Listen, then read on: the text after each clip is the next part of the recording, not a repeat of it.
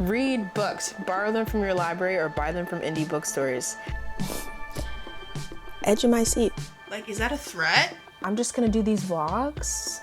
They are not going to be spoiler free. I've tried, it's very difficult. And out the window, a woman is standing on the end in the driveway. And then when her moms go look, the woman disappears. I looked him up. He's driving a dead guy's truck. Because reading is political. I think I have to keep reading, don't I?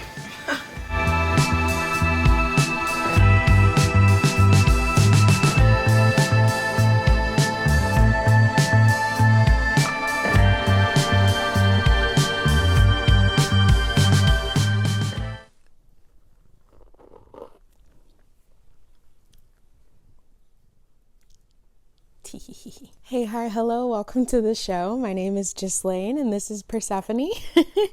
And it is such a pleasure to have you here. It is Saturday, November 1st. Is that going to stop me from drinking out of my spooky cauldron mug and having spooky cookies? Never.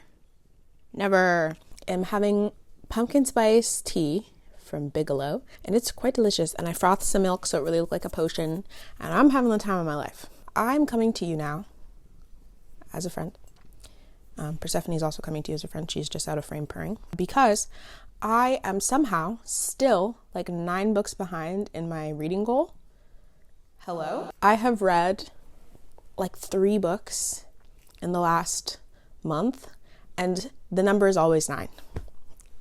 We're gonna read this weekend, Saturday to Sunday. Got my little Kindle and my little Kindle pillow. Love this thing. I'm going to start Their Vicious Games by Joelle Wellington because that's the vibe for today. Spooky, scary vibe. I also have This Poison Heart by Kailyn Barron. Let's see if I can finish these 2 books before Monday. I'm in a slump, been in a slump all year. Actually, a little bit of last year too. There's a part of me that feels like once I have completed my reading goal, it'll like reignite the passion in me. So let's cross our fingers and hope that the Delulu is winning and that by the time I finish reading my never-ending 9 book to go before I reach my reading goal, it just feels like a student loan payment. Like I read a book and it says, thanks, you still have the same amount of books to go as you did before you finished this book. Thank you for your payment. You still owe us $4 billion, even though you just paid us $4 billion. Sorry, and if you are asking questions about my little monster, he lives here, okay? I was gifted to him by my grandmother. I think I was like anywhere from the ages of 7 to 9. It was, hi mama. He was a Christmas gift and I came down Christmas morning and she was like, hey, you should go to the bathroom. And I was like, I already went before I came down. I don't need to go to the bathroom. She's like, no, you should go to the bathroom. And I was like, I already went to the bathroom. She's like, go to the bathroom. I said, okay, I'm going to go to the bathroom. Opened the door. It was dark. Turned the light on. He was sitting on the toilet. The way I screamed. It's a good thing I'd already gone because I would have peed on myself. We've been locked in ever since. He's my best friend. He lives here. I've been trying to like relocate him when I film, but you know what? This is his house and he's going to stay here. He's my monster friend. His battery is dead. Otherwise I would let him tell you that he's my monster friend. He has a button and he talks, but yeah, battery is dead. But he's lovely and delightful and you will love him like I love him. Thank you. The book still hasn't downloaded. This is cuckoo bananas. Well, Their Vicious Games is being mean to me. So we're going to read This Poison Heart by Kailyn Barron. I read Cinderella is Dead. I don't remember when I read that, if that was last year or this year. It was excellent. I was on the edge of my seat and it was beautiful and amazing. And I said, Kailyn, I trust you with my life. So we're reading This Poison Heart. Once again, I don't know a ton about it. Just from the cover, it's giving, what's her name? Snow White? No, I'm thinking of the other one. I don't know what this is giving, but it's giving beautiful. She looks beautiful. Thank you. Add me on Storygraph, y'all. Let me add it to my Storygraph as currently reading. Chapter 1, let's do it.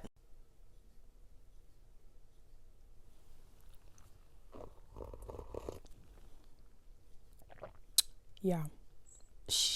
Our character has just said, we had a single white rose in a vase on the back counter, a remnant of a wedding bouquet I'd put together the day before. I looked down at my hands, opening and closing them. I wanted to help, but I couldn't. It was too dangerous. What? Page 2. Kaylin. It's Sunday.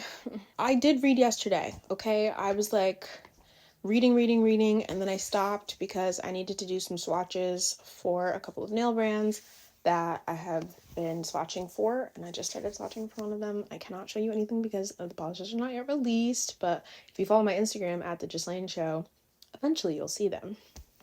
And all my other nail stuff.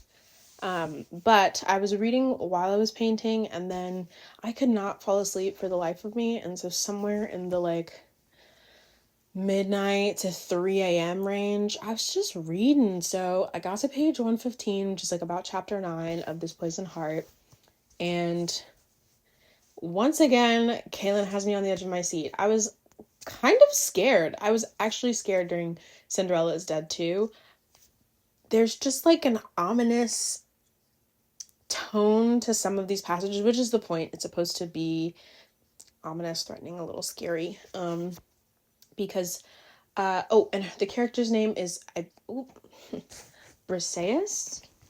They said it was from a Greek myth, and there's like a bunch of people. So she found out she was adopted, and her birth family, all of their names also seem to be Greek mythological names. Let's hear the pronunciation. Briseis.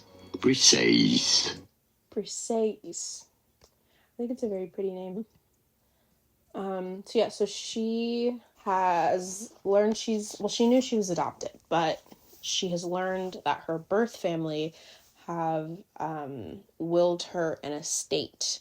And so her moms and her have left. They've been struggling financially, preparing to struggle financially as their landlord increases the price of their rent on their apartment and their shop. And so they're like, you know what, we're going to go check out this estate. We're going to go see if we can manage living here. So they find all this stuff. It's old, it's dusty, they're walking around, they're seeing stuff. People are appearing on the property.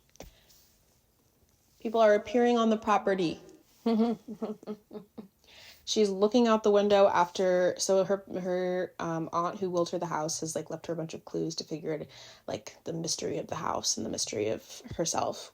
There's hinting that there's an awareness of the power she possesses. And she's there looking at her little clues from her aunt, and out the window, a woman is standing on the end in the driveway. And then when her moms go look, the woman disappears. Hello? And then, on her journey once again to find the clues that her aunt sends her, she finds a man who's like covered in pustules and scary, and he confuses her for her birth mom because he says they look so much alike, and people are starting to say that she looks so much like her mom. And like there's like a weird reaction to that. Don't know why yet. We'll figure it out. But he comes out of nowhere with a machete. She's alone by herself in the woods. When I tell you, I was sitting there, I'm easily scared. I'm easily frightened, okay? Shaun of the Dead did not register as a comedy to me, and I've seen it so many times until like 2018, 2019, and I had seen it so many times before then because my mom loves that movie. I was so frightened. So, this, shaking in my boots. I enjoy the reactions. They're not like silly, goofy, like horror reactions. They do try to respond to the way people and Black people would. So Kaylin, trust you, love you, girl. But yeah, I'm very interested to find out like what the family secret she's going to discover is going to be, because there's a lot of hints. Their property's really isolated, but it's surrounded by all this greenery, by all these plants, all this kind of stuff. So I'm gonna keep on reading. I'm at 31%, page 115, and I will come back when more stuff happens. Everybody keeps referencing that Briseis' name is like the Greek myth. I know I said I was going to look that up earlier, but I didn't, so now I will. Let me look it up right now, actually.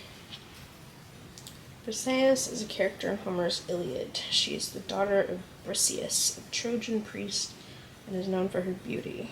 During the Trojan War, Achilles attacks Narcissus, kills Briseis' husband, and takes her as his war prize. Briseis falls in love with Achilles and hopes to marry him after the war. Briseis' role as a status symbol is at the heart of the dispute between Achilles and Agamemnon that initiates the plot of the Iliad. A symbol at the heart. I've never read the Iliad, so I'm just reading this, and none of this is really registering for me. Not none of it. Some of it is registering. I'm not super uncultured. I read Percy Jackson and the Olympians.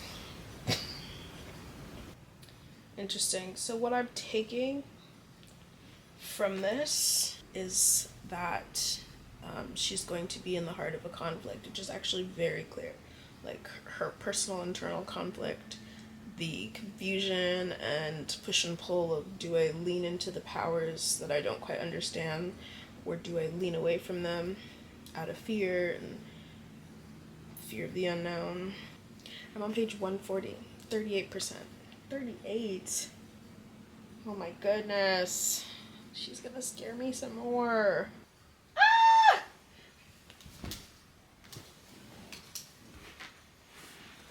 What? Silver gray hair. Oh my goodness. Wait, I think I've seen the cover to the sequel. I believe it's the sequel of this book.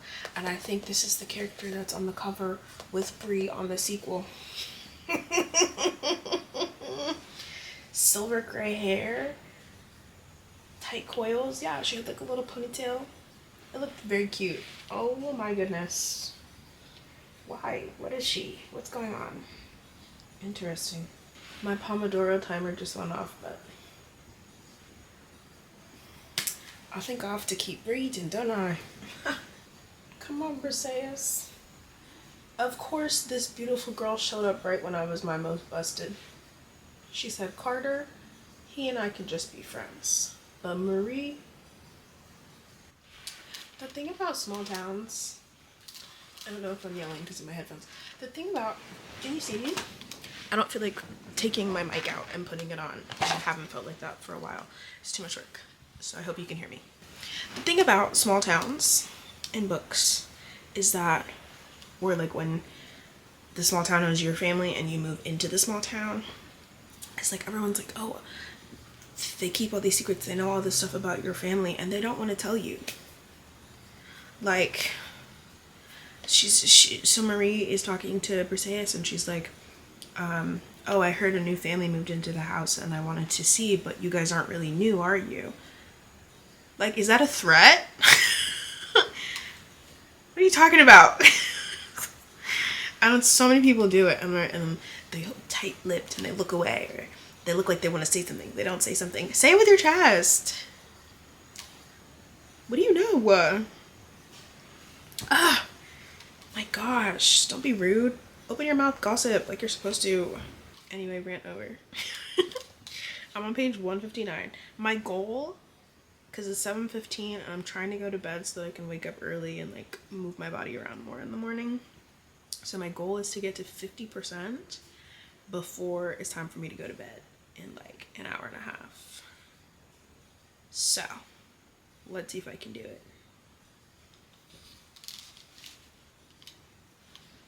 Her eyes were like the centers of velvet queen sunflowers, brown and blazing. She held my gaze. Briseis is in love with this girl. She's known her for 2 seconds and she's already talking about the intricacy of the color of her eyes looking like a sunflower, the center of a sunflower. Okay, so I just made it to 50%. It's chapter 16, page 188, and I'm gonna stop here because I can already feel myself like, if I keep reading I'm gonna read past my bedtime and mess up my sleep schedule further. So the only thing, the most present thought on my mind as I'm reading this, and I have this thought every time I read a YA story about a black girl written by black women. What kind of person would I have been if I had read these books when I was a teenager? Hello? I just, like, I mean, I read all the stuff. I read Hush Hush and Shiver and Twilight and all those things and all the other books that I can't remember that I read, but I read. And I know for sure the blue eyes, blonde hair, whatever it was doing, whatever kind of damage it was to my awareness and a sense of self and identity and beauty standards and all that, but like to have read multiple books about teen black girls, admiring other teen black girls, admiring themselves, talking about how beautiful all the other black and brown people around them are, and then getting to have magical powers that are not tied to racism. What kind of girl am I gonna be in however many days it takes me to finish this book when I finish this book? Exactly. I'm having a grand old time. Okay? I did not intend for this video to be longer than the weekend, and I also was supposed to read Their Vicious Games, but I think this is going to be a Poison Heart vlog, and I'm just gonna go until I finish the book. So I will see you tomorrow. We made it to 50%. Proof, evidence. Exactly. Good night. Hello. It is, in fact, Saturday, November 9th. This past week, have had zero motivation to read. I was so nervous and stressed about the election. It was Monday and then Tuesday, I couldn't look at anything. Wednesday, I woke up. I was like, oh, okay. Fine. Thursday, also just incredibly stressed. So much so like I've always been like a teeth clencher and grinder, that I woke up with like really, it's still kind of like tense right now, but like incredible jaw pain. Like I couldn't open my mouth wider than this without it hurting. So I just think all of my stress and anxiety kind of manifested in my jaw specifically, and wasn't sleeping well, wasn't, just fighting for our lives. So I read a couple, like a page, half a page here and there, but I didn't really like read. And I got kind of really discouraged, and I'm an overthinker and I get really in my head about stuff. So sometimes I'm like, should I even post these? Should I even make these? What am I going to say? What am I going to do? But I love reading. I've always loved reading. I think now more than ever, especially now, we have to read. We have to read more. We have to read authors of color, Black authors, queer authors, like Indigenous authors, disabled authors. We need to read because reading is political. So yeah, basically I wasn't reading and I was like, what's the point? Should I? Blah, blah, blah. And I get really in my head about these things, but I'm back. I'm going to read. I think part of my other issue, welcome to the rant and my thoughts part of the vlog. This is what this is going to be. But my other issue is I get kind of caught up in that. Is this aesthetic enough? Is this, am I gonna, what should I be, what should, does this look good? What if and I just don't think I can care anymore. I can't care. I shouldn't care. A lot of the influencers that we enjoy are not living their truest life when the camera is on. So I feel like, you're just gonna get me as I am when I turn the camera on. But I'm back. I'm on page 309 of This Poison Heart. So I don't remember what the last thing I said was. So there will be spoilers. I'm going to talk to you in depth now. I'm giving you this warning now before I tell you how far I've read and what I've read and who I like and whatever. I'm on page 309, 83% of the way through. I don't trust Carter. Scram! I don't trust him. I didn't really have an opinion. That's not true. I think I liked him because her prior friends, Briseis' prior friends, sucked. So I was like, oh my god, she's got a friend that's like nice and quirky because he's clumsy and he's trapped in this small town and he wants a friend too. I was like, wow, so cute, so cute. I don't trust him now. Cause okay, so where are you? I believe the last thing I mentioned was Marie and Briseis meeting Marie and being like, oh, look at her, fantastic, beautiful, fantastic, amazing. Marie, so Briseis mentioned Carter and his bookstore And Marie was like, oh, the one that just opened. And Briseis was like, wait a minute. And I was like, wait a minute. Because he's talking like he's a staple of this community. And I feel like I let that fly over my head. But she took him with her when she met somebody who is a staple in the town. And they didn't know him. And I feel like if I made the note, maybe I'll put the note on the screen. But I was like, that's kind of weird. This is a small town. Like everybody, Briseis isn't even from here. She walks in and everybody immediately knew who she was. So how is it that you are a staple of this town and this person, also a staple of the town, doesn't know you? I was like, well, you know, it happens. Everybody doesn't know everybody. Fine. But when Marie said that, I said, I got you. You're a liar. And when he took her to the movies in somebody's basement, question mark? I don't know if I'm remembering that right. And then they suddenly got attacked. Yeah, I'm keeping my eye on him. I don't trust him. And his mom is like never around when Briseis needs her and like vague and weird. I don't trust either of them. So Briseis has uncovered the secrets of the poison garden in her family's home. She's found, I wish I could pronounce this. I'm going to look at it. The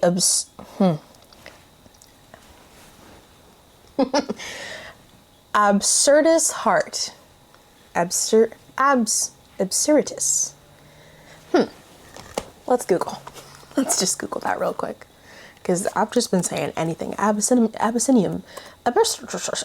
Anything. Absurdo. Absurdo. Okay, period. Absurdo. Absurdo. Absurdo. Thank you. Wow, that's fancy. So she found the heart in the poison garden, deep in the poison garden, after Marie kind of hinted, like, don't go down there. Why would you tell somebody not to go somewhere? Especially somebody like Briseis, because you know she's gonna do it. The girl's whole journey is figuring out who she is and what her family's about. Of course she was gonna go in that basement. Anyway, so she went down there and she found it, and she keeps bringing Carter places, and I'm like, stop, leave that man at home. I forget why I started this little tangent here, but basically in discovering all these family secrets, Marie is like, yeah, me and my bestie, your relative, she died. And a lot of other people in your family died mysteriously. Nobody knows how. It's good luck to you figuring that out. Cuckoo bananas. And there's only one guy in the town that knows. He's the funeral director / medical examiner. And so once again, she goes to find information. She brings Carter with her. Leave that man at home. Leave him in his bookstore. Anyway, she gets all the family secrets, and he's there too, to hear them. And we just found out Marie is like 400,000 years old when she was like, yeah, I'm 17. It was like earlier, Briseis was like, she's 17, but she like, sometimes she talks like she's older. My Twilight brain lit up. I said, how long has she been 17? And now here I am, page 309. She's been 17 for, say it with me, a while. I love reveals. How fun. Was that shocking to anyone else?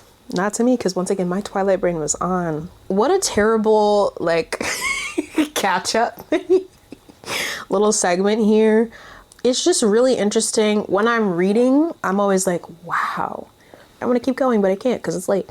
So, at 83%, I'm going to keep going, check in with you when I find out for sure. Matter of fact, future Gislaine, when you find out for sure that Carter is an op, I just want you to know that I'm with you. I'm with you. Listen, there's not a lot of light on. I thought I was just gonna curl up, read in bed a little bit, and finish the book tomorrow probably, because I'm at 89%, and it was gonna be fine. Here, I'll just turn for the, okay, good evening. It's the same day. I took a shower and now I'm reading, but I came back on because Angie, who I think is Mo, she leaves. She's back in Brooklyn working on the shop. So it's just Mom, whose name I cannot currently remember, and Briseis in the house right now. Carter comes to the house and is like, it's very dangerous. You guys should leave. And her mom is like, Carter, you should leave, actually, to put you out of this house. He doesn't get to say too much, but he mentions something that Briseis is like, why would he know about that? Exactly. He leaves. Dr. Grant comes in, and she's like, by the way, I saw him leaving. What do you really know about him? Because I looked him up. He's driving a dead guy's truck. She's like, it could happen. They might have forgotten to switch the tags. But that's weird, right? Carter's number one hater. So that's why I turned this camera on, because we're about to find out what tomfoolery. Who is the villain? Carter. It's Carter. But we'll see. I cannot hold this while I'm recording, so just appreciate my room being dark. Okay, great. Reach for my daughter one more time, see what happens. I love black people. Okay, she's talking to you. Cuckoo bananas in your own home. Somebody got killed. Oh my gosh. Persephone, I'm scared. Look out the window. Why? Persephone, please. Please, respect me. It's always family drama when Greek mythology is involved. It's always drama.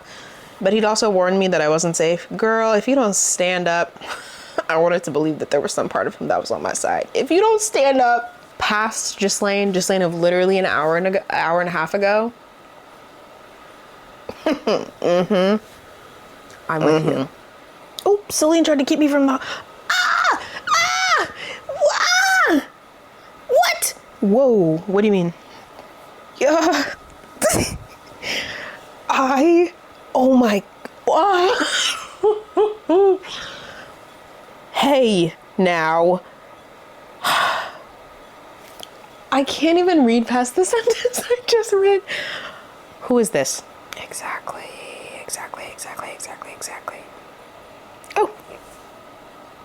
Oh. So much just happened. I am on chapter 31 now. I have to keep going, but I do feel like I need to recover because a lot is happening. It feels like she's about to go on a quest. The book is over. The book is over. I have so much to tell you, she said. The book ended. The book is over.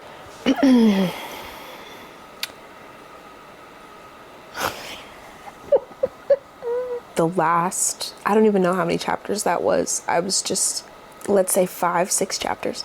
Shh. Bam, bam. I didn't even have time to breathe. I think I'm shaking a little bit. I think what I love a plot twist. I love a plot twist. And there were like 8 at the end there. Bam, here's another one. Bam, there's another one. Wow. Can I gather my thoughts in this moment to tell you that I'm having a great time and that I will be reading part 2, not right now because it's 10:28 and I'm supposed to be better about bedtime. I've already read past my bedtime. In the acknowledgements page that has come up, she says her inspiration from Little Shop of Horrors and a carnivorous plant. So not only does she write excellent, spooky, scary horror, thriller, YA fantasy books, she's a little bit of a theater kid. Okay, then... I hope I'm saying her name right. I'm gonna look that up when I start This Wicked Fate. I just really appreciate books. I love reading. I like Briseis. I feel like she feels like a teenager. She feels like a teenager in any supernatural story where they like make questionable choices and you're just like, why would you do that? Why are you doing this thing? But she has to discover and learn and make these mistakes on her own.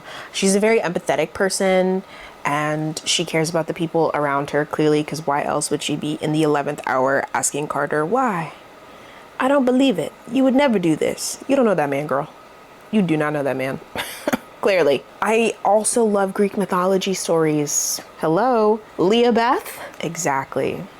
I was always going to watch the Percy Jackson show. But Leah as Annabeth, if you enjoy her as Annabeth in Percy Jackson, you're absolutely going to enjoy this. In New York, too, She spends so much of this book hiding herself. I feel like a very poignant allegory to Black girls and women feeling like they have to, for lack of a better phrasing, be demure, to not be threatening, and to not stand out. And I think she has this very interesting journey from I have to hide myself and I have to stay where I am and not bother anybody and not bother anything, to I have to save the people that I love, and I'm not gonna hold myself back. I'm gonna do it unthinkingly. So I'm actually very interested to see how that pivotal moment pans out for her in book 2, because I feel like she has to have her, because once again, I couldn't breathe, she couldn't breathe 1, 2, 45 punches in a row. So I feel like once she has time to really process what happened, she's going to realize how much power she actually has, and she's going to learn how to use it, especially because something terrible happened. I'm not going to spoil that. That was a terrible thing that happened. Oh my goodness. And now she has to go on a quest. It was a lot of fun. I had a lot of fun. We're going to read book 2 together. So if you read this book, let me know your thoughts in the comments. I would love to discuss, because if you're a Carter hater, you're my family and I need to hear from you. Did I have a favorite character? I mean, it was her moms. Her moms are so funny. I love her moms and their relationship, both of them. So yeah, let me know your thoughts. I'm excited to read part 2. Read books, borrow them from your library or buy them from indie bookstores. I'm reading this on Libby. This was so much fun. I'm probably gonna have to read this again. I think I'm gonna need to read this again, maybe get the physical copy. If I do, I'm probably gonna get it from Bookshop. I do have a Bookshop link. I get like a small commission if you decide to purchase from using that link, from Bookshop using that link, and 10%, I believe 10% of your sale goes to supporting indie bookstores as well, which I think is really, really cool. And don't quote me on this because I might be wrong, but I think you can choose which bookstore gets that 10%. But if you can, that's super cool. And you should do that if you want to buy this book or any other book. But I really hope you try this book. And if you decide to read this book because of this vlog, please let me know. Oh my gosh, please tell me so that we can discuss. And once again, if you're a Carter hater, lock in, let me know in the comments. It is 10:34 p.m. This has been such a fascinating little vlog, but I'm glad that you came on this journey with me. And I hope that you tune in for part 2, This Wicked Fate. And read Cinderella is Dead, which is also absolutely excellent. And I loved that book. Literally a 5-star read for me. Thanks so much for watching. I'll see you in the next episode. Love you. Bye.